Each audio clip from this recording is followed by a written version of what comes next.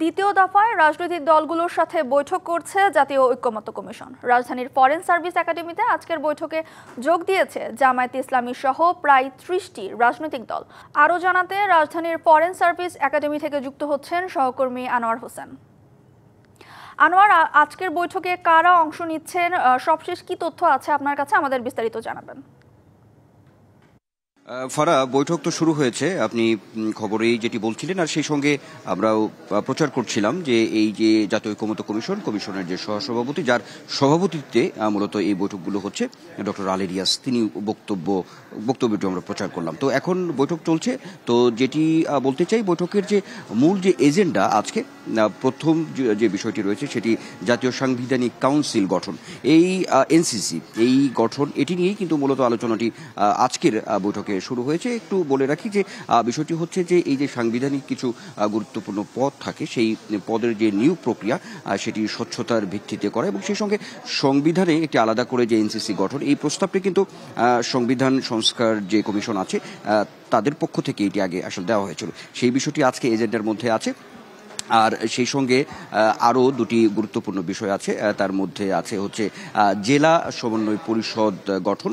এই বিষয়টিও আজকের আলোচনায় গুরুত্ব পাবে, আমরা যতটুকু জানতে পেরেছি।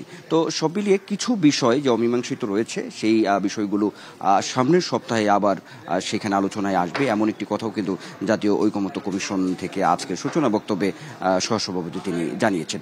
সানবিট সব দিবে সামাল, সানবিট ম্যাজিক প্রেস ডিশওয়াশিং এর মাথা ঘোরানো সলিউশন।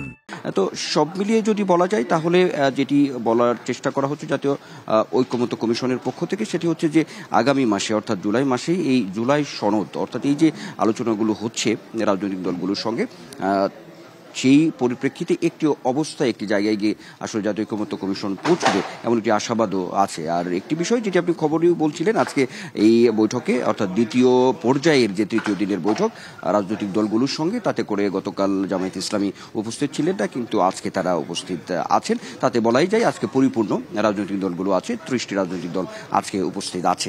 তো মধ্যাহ্ন বিরতি হবে, তখন এই রাজনৈতিক দলগুলোর প্রতিনিধিরা বের হবেন, তখন তাদের কাছ থেকেও আমরা আরো গুরুত্বপূর্ণ তথ্যগুলো পাবো, যে অন্তত এই মধ্যদিন পর্যন্ত যে আলোচনাগুলো হবে সেই বিষয়গুলো আমরা জানতে পারবো। আর সর্বোপরি দিন ভরই চলবে, ৫টা সাড়ে ৫টা পর্যন্ত এই বৈঠক চলবে। তখন বৈঠক শেষে একটি সার্বিক সামাপ, একটি ব্রিফ করবে জাতীয় ঐক্যমত্য কমিশনের সহসভাপতি, সেই সঙ্গে অন্যান্য রাজনৈতিক দলের প্রতিনিধিরা, তারাও সর্বশেষ বক্তব্যটি তারা আমাদেরকে জানাবেন। তখন হয়তো আরও বিস্তারিত জানতে পারবো অন্ততপক্ষে আজকের এই বৈঠক নিয়ে।